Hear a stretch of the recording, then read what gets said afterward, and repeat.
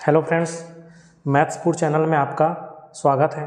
ठीक है, हम आज गणित स्टार्ट कर रहे हैं और गणित में हम लोग सबसे सिंपल टॉपिक नंबर सिस्टम, ठीक है, उस नंबर सिस्टम में भी हम इकाई अंक, जो कि बहुत ही आसान टॉपिक है ना, इसको समझिए और बहुत ही मतलब मज़ा आएगा समझने में। ठीक है, एकदम समझ में आएगा।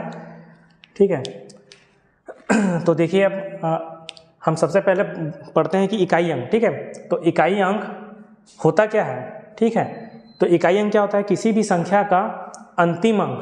ठीक है, किसी भी संख्या का जो अंतिम अंक होता है वो इकाई अंक कहलाता है। जैसे कि अगर मैं यहाँ पे उदाहरण लिया हूँ 4586। ठीक है, 4586 में जो 6 है वो एक अंतिम अंक है, उस संख्या का अंतिम अंक है, और वही अंतिम अंक ही क्या है? अपना इकाई अंक। ठीक है, जैसे कि हम कुछ भी ले सकते हैं, जैसे कि मान लो ये 10 है, 10 में जो शून्य है ये क्या है? इस संख्या का अंतिम अंक है, तो ये क्या हो गया? हमारा इकाई अंक। ठीक है, वैसे ही मान के चलो 254 ले लेता हूँ, तो 254 में 254 जो संख्या है उसका अंतिम अंक क्या है? 4, तो यहाँ पे 4 मेरा क्या हो गया? इकाई अंक। ठीक है, ठीक उसी प्रकार जो अभी आपको उदाहरण बताया 4586 में इकाई अंक क्या है? 6 है। ठीक है, अब हम इसको और अच्छे तरीके से समझते हैं कुछ उदाहरण लेकर। ठीक है, जैसे कि 33 धन 34 धन 46 धन 78 में इकाई अंक का मान ज्ञात कीजिए। ठीक है, तो हम लोग क्या है कि अगर नॉर्मल तरीके से बनाएंगे तो क्या करेंगे कि सबको जोड़ेंगे, 23 धन 34 धन 46 धन 78। जैसे कि जोड़ के अगर देखते हैं तो क्या हो जाएगा? 8 6 कितना हो गया? 14, 14 4 18, और 18 और 3 21, 21 का कितना हो गया? 1, और हासिल कितना हो गया? 2। ठीक है, अब देखो 7 4 11, 11 3 14, 14 और 2 16, 16 और हासिल कितना था हमारे पास? 2, तो कितना में हो गया? 16 और 2 18, तो कितना हो गया? 181। तो इस 181 में हमारा इस संख्या 181 संख्या का अंतिम अंक क्या है? हमारा 1 है। ठीक है, तो हम यहाँ पे बोल सकते हैं कि हमारा जो इकाई अंक का मान जो होगा वो 1 होगा। ठीक है, लेकिन हम लोग अगर एग्जाम पॉइंट ऑफ व्यू से देखेंगे तो हमको ये सब चीज़ नहीं करना है। हमको क्या करना है कि ये 181 अंक में हमको इकाई अंक ही चाहिए, तो सभी संख्या का हम लोग अगर इकाई अंक को ही जोड़ देंगे तो भी हमारा आंसर वही आएगा। ठीक है, जैसे कि जो इसका इकाई अंक में जो 1 आ रहा है वो सभी संख्या के इकाई अंक के मान पर निर्भर कर रहा है। ठीक है, जैसे कि देखो ये 3 हो गया, ये 4 हो गया, ये 6 हो गया, ये 8 हो गया। अब ये सब हमको जोड़ेंगे तो कितना आ जाएगा? वही 8 6 14, 14 4 18 और 3 21, तो 21 में हमारा इकाई अंक क्या आ रहा है? 1 ही आ रहा है। ठीक है, तो हम इसको बहुत ही कम समय में ऐसे क्वेश्चन को एक साथ सभी को ना जोड़ के हम सिर्फ इकाई अंक को जोड़ के हम इकाई अंक डायरेक्ट निकाल सकते हैं। ठीक है, तो यहीं पे मैं लिखा हूँ कि यहाँ हम देख सकते हैं कि 121 के इकाई अंक 3 4 6 8 के परिणामी मान पर निर्भर है, वही 3 4 6 8 के परिणामी मान पर निर्भर है। ठीक है, अब हम देखते हैं कि दूसरा क्वेश्चन देखते हैं गुणा वाला। ठीक है, अगर 31 गुणा 32 गुणा 33 गुणा 34 में इकाई अंक क्या है? देखो, अगर हम ये सब को अगर गुणा करने के लिए बैठेंगे तो हमारा समय बहुत वेस्ट होगा। ठीक है, अभी मैं क्या बताया कि अगर इकाई अंक निकालना है तो किसी भी संख्या का इकाई अंक के मतलब परिणामी मान पर ही निर्भर करता है। तो ये हर एक संख्या का इकाई अंक को देख लेते हैं। 31 का इकाई अंक क्या है? 1 गुणा 32 का इकाई अंक क्या है?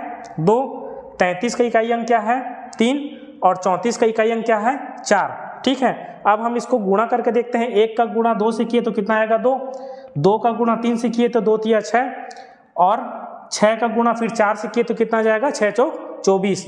अब इस 24 में अब हमको इकाई अंक चाहिए। ठीक है, तो 24 में इकाई अंक क्या है हमारा? 4, तो ये हमारा क्या हो गया? उत्तर 4। ठीक है, इकाई अंक 4। ठीक है, यहाँ तक समझ में आया? किसी को अगर कुछ डाउट होगा तो मेरे को कमेंट बॉक्स में कमेंट कर सकते हैं। ठीक है, अब देखो आगे हम देखते हैं कि सभी विषम अभाज्य संख्याओं के गुणनफल का इकाई अंक। ठीक है, यहाँ पे क्या लिखा है? यहाँ पे देखना है सभी विषम अभाज्य संख्या है। ठीक है, विषम अभाज्य संख्या, सबसे पहले तो हमको अभाज्य संख्या क्या होती है वो जानना जरूरी है। ठीक है, अभाज्य संख्या किसको बोलते हैं? ऐसी संख्या है जो खुद से और 1 से भाग जाए। ठीक है, मतलब स्वयं से और 1 से भाग जाए, वो सभी संख्या क्या कहलाती हैं? अभाज्य संख्या। जैसे कि 2, 3, 5, 7, 11, 13, 17 ऐसे जाते जाएगा। ठीक है, तो जो दो वो एक अभाज्य संख्या, ऐसा अभाज्य संख्या है जो एक सम संख्या है। ठीक है, एक सम संख्या है, और उसके अलावा जितने भी अभाज्य संख्या हैं सब विषम संख्या हैं। ठीक है, तो यहाँ पे हमको क्या बोला है कि सभी विषम संख्याओं के गुणनफल का इकाई अंक। ठीक है, तो विषम संख्या क्या क्या है, विषम अभाज्य संख्या क्या क्या है, 3 से स्टार्ट होगा क्योंकि 2 तो सम अभाज्य संख्या है। ठीक है, इसीलिए 3, 5, 7, 11, 13, 17 ऐसा बढ़ते जाएगा। ठीक है, तो उसमें हम लोग को गुणनफल का इकाई अंक निकालना है। तो देखो यहाँ से क्या होता है कि हमारे अभाज्य संख्या में क्या आ रहा है, एक 5 आ रहा है। अब 5, ठीक है, 5 का एक अच्छा गुणधर्म है। ठीक है, 5 का एक अच्छा गुणधर्म है। देखो अगर किसी भी संख्या, ठीक है, किसी भी संख्या को अगर हम 5 से गुणा करते हैं तो क्या आएगा, या तो हमारा इकाई अंक, तो इकाई अंक क्या आएगा, या तो 0 आएगा या तो 5 आएगा। ठीक है, किसी भी संख्या को, जैसे कि अगर मैं यहाँ पे अगर 2 लेता हूँ तो 2 का गुणा 5 से करूँगा तो इकाई अंक क्या आ रहा है, 10 आ रहा है। अगर इसी को अगर मैं 3 लेता हूँ, विषम संख्या, तो 3 का गुणा 5 से करूँगा तो कितना आ रहा है, 15। ठीक है, यानी कि इकाई अंक में क्या आएगा, 0 या 5, या फिर 5 के हम लोग अगर पहाड़ा पढ़ते हैं तो क्या आता है, या तो इकाई अंक में 5 आता है या तो 0 आता है। ठीक है, तो वही है कि अगर हम किसी भी विषम अभाज्य संख्या को अगर हम 5 से गुणा करते हैं तो हमारा इकाई अंक क्या आएगा, विषम संख्या का अगर गुणा हम 5 से करते हैं तो हमारा इकाई अंक क्या आएगा, 5 आएगा। ठीक है, तो अगर इस टाइप का क्वेश्चन कभी भी दिखने को मिले तो हम बिना सॉल्व किए इसको हम डायरेक्ट आंसर लिख सकते हैं। ठीक है, जैसे कि एग्जांपल के तौर पे अगर मैं किसी भी विषम 3 अभाज्य संख्या ले लिया हूँ शुरू के, जैसे कि 3 हो गया, 5 हो गया, 7 हो गया। ठीक है, अब ये तीनों का हम लोग गुणा किए, गुणा करने पर क्या है कि गुणा करने पर देखते हैं क्या आता है, 3 का गुणा 5 से किएंगे तो क्या आएगा, 3 पंचे 15, फिर 15 का गुणा 7 से करेंगे तो कितना आएगा, 15 सत्ते 105। ठीक है, अब ये 105 संख्या हो गया तो इसमें इकाई अंक हमारा क्या हो गया, इसमें इकाई अंक क्या हो गया हमारा, 5। ठीक है, तो वही चीज़ है कि अगर हम ये चीज़ को बिना, बस अगर हम लोग कॉन्सेप्ट क्लियर रखेंगे तो हमको ये सब चीज़ करने की ज़रूरत नहीं है। अगर क्वेश्चन में डायरेक्ट बोला कि विषम अभाज्य संख्या बोल दिया, यानी कि वहाँ पे 2 को नहीं लेना है, लेकिन वहाँ पे 5 आएगा, और 5 को किसी भी विषम संख्या से अगर हम लोग गुणा करते हैं तो हमारा इकाई अंक क्या आएगा, हमेशा 5 आएगा। ठीक है, तो यहाँ वही चीज़ लिखा हूँ कि यहाँ से स्पष्ट है कि यदि हम 5 को किसी भी विषम अभाज्य से गुणा करें तो इकाई अंक हमेशा क्या आएगा, 5 आएगा। ठीक है, यहाँ तक समझ में आया। ठीक है, अब चलो आगे देखते हैं कि अब अगर वही चीज़, अगर सभी अभाज्य संख्याओं के गुणनफल का इकाई अंक निकालना है, अभी यहाँ पे कुछ नहीं बोला है, यहाँ पे नहीं सभी विषम बोला है नहीं सम बोला, यहाँ सभी अभाज्य संख्याओं, यानी कि इसमें सम और विषम दोनों संख्या शामिल है। तो अभी मैं आपको बताया था कि अभाज्य संख्या क्या होती है कि वह ऐसी संख्या है जो 1 से और स्वयं से भाग जाए। ठीक है, खुद से भाग जाए तो वो अभाज्य संख्या कहलाती है। ठीक है, जैसे कि 2 हो गया, 3 हो गया, 5 हो गया, 7 हो गया, 11 हो गया। देखो 2 क्या है, 1 से तो सभी के सब भाग जाते हैं, है ना, और ये 2 क्या है, सिर्फ 2 से ही भाग जाता है। 3 क्या है, 1 से भाग जाता है और 3 से ही भाग जाता है। जैसे कि अगर हम लोग एग्जाम्पल 6 ले लिए, ठीक है, तो 6 अभाज्य संख्या है कि नहीं है, देखो वो 1 से तो भाग जा रहा है और 6 से भी भाग जा रहा है, लेकिन 6 2 से भी भाग जाता है और 3 से भी भाग जाता है, इसलिए वो अभाज्य संख्या नहीं है। वैसे ही जैसे कि 9 को देख लेते हैं, 9 अभाज्य संख्या है कि नहीं है, 9 क्या है, 1 से भी भाग जाता है और 9 से भी भाग जाता है, लेकिन उसके अलावा 3 से भी भाग जाता है वो। ठीक है, इसलिए वो भी अभाज्य संख्या नहीं है, क्योंकि अभाज्य संख्या का परिभाषा क्या बोलता है कि वो सिर्फ 1 से भाग जाए और स्वयं से भाग जाए। ठीक है, जो संख्या है वो उसी संख्या से ही भाग जाए, किसी और संख्या से भाग ना जाए। ठीक है, अब यहाँ पे देखो सभी अभाज्य संख्याओं के गुणनफल का मान, अगर किसी भी संख्या में अगर हम लोग किसी भी संख्या में कोई सा भी संख्या दिया रहा है आपको, बहुत लंबा चौड़ा संख्या दे रहा है गुणा उड़ा में, ठीक है, अगर उसमें 2 और 5 का गुणा ऐसा दिख जाए इकाई अंक, तो उसका हमेशा क्या आएगा, इकाई अंक हमेशा 0 आएगा, इकाई अंक 0 आएगा, है ना। 2 गुणा 5 कितना होता है, 10।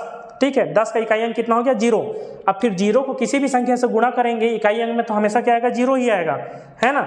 तो यहाँ से भी अपना कॉन्सेप्ट क्लियर कर सकते हैं। यहाँ से स्पष्ट है कि यदि हम 2 व 5 का गुणा करें तो इकाई अंक हमारा क्या आएगा, 0 आएगा, अर्थात सभी अभाज्य संख्याओं के गुणनफल का इकाई अंक कितना होगा, 0 होगा। ठीक। ठीक है। जैसे कि इसी को आपस में गुणा करेंगे कि शुरू के प्रथम 3 अभाज्य संख्याओं का गुणनफल ज्ञात करो, तो प्रथम 3 अभाज्य संख्याओं का गुणनफल बोलेगा तो क्या हो जाएगा 2 का गुणा 3 का गुणा 5, ठीक है। अब देखो 2 गुणा 3 गुणा 5, यानी कि अगर हमको इसको गुणा भी करते हैं, गुणा करके देखते हैं, 2 का गुणा 3 से किए तो 6 और 6 का गुणा 5 से किए तो कितना आ गया 30, ठीक है। यानी कि 30 में से कितना आ गया, उसका इकाई अंक 0, तो 0 ही आ रहा है, यानी कि हमको 2 और 5 कहीं भी मिल गया और गुणा में रहा, ठीक है, तो उसका इकाई अंक हमेशा क्या आएगा 0 आएगा, ठीक है। यहां तक समझ में आया, ठीक है। इसके आगे हम लोग अभी और देखेंगे कि अभी विषम संख्याओं के गुणनफल का, सम संख्याओं के गुणनफल का, फिर एक फैक्टोरियल, ठीक है, फैक्टोरियल क्या होता है उसके बारे में भी हम लोग चर्चा करेंगे। और हम लोग अभी क्या है इस टॉपिक को स्टार्ट कर रहे हैं, इसको एकदम बेसिक से लेकर हम लोग एडवांस हाई लेवल तक के जाएंगे, ठीक है। जितने भी क्वेश्चन आए हैं CGPSC में, CG व्यापम में या ऑल एग्जाम जितने भी होते हैं, ठीक है, रेलवे में या जो भी है, ठीक है, तो जितने भी इकाई अंक से रिलेटेड है मैं वो सबको आपको मतलब एकदम आसान तरीके से आपको अगर ये समझ में आ जाएगा तो आप लोग बिना ज़्यादा टाइम वेस्ट किए आप अपना सॉल्यूशन निकाल सकते हैं, ठीक है, किसी भी क्वेश्चन का इकाई अंक से रिलेटेड। इसमें अभी हम लोग और भी पढ़ेंगे कि किसी भी संख्या की घात में अगर n आ जाता है, मान के चलो कोई सा भी संख्या है ना, उसकी घात में अगर n यानी कि n मतलब कोई से भी नेचुरल संख्या हो गया, ठीक है, तो हम लोग जैसे कि उसका इकाई अंक क्या होगा, है ना, ये सब चीज़ को हम लोग देखेंगे, ठीक है। और किसी को कुछ भी अगर डाउट होता है तो कमेंट बॉक्स में मेरे को कमेंट कर सकते हो, ठीक है। तो चलिए आगे अब देखते हैं, है ना, इसके आगे हम लोग अब और आगे देखेंगे। और वीडियो अगर पसंद आ रहा है, समझ में आ रहा है तो प्लीज़ लाइक करिएगा, है ना, सब्सक्राइब कीजिए, है ना, शेयर कीजिए अपने दोस्तों लोगों के साथ, ठीक है। अच्छे से हम लोग पूरा कंप्लीट करेंगे, नंबर सिस्टम हर एक टॉपिक करेंगे, गणित का पूरा कंप्लीट, है ना, बहुत ही आसान तरीके से और कम समय में हम लोग को कैसे सॉल्व करना है और कहाँ कहाँ पे हमको क्या क्या चीज़ ज़रूरत है वो सब चीज़ मैं आप लोगों को बताऊँगा, ठीक है। और हम लोग साथ में रीजनिंग भी पढ़ेंगे, ठीक है। रीजनिंग में जैसे कि CGPSC व्यापम में मतलब बहुत ही आसान रीजनिंग आता है जो कम समय में बना सकते हो, है ना, तो वो सब चीज़ भी हम लोग डिस्कस करेंगे पूरा, ठीक है। तो आज के लिए अभी इतना ही, है ना, धन्यवाद।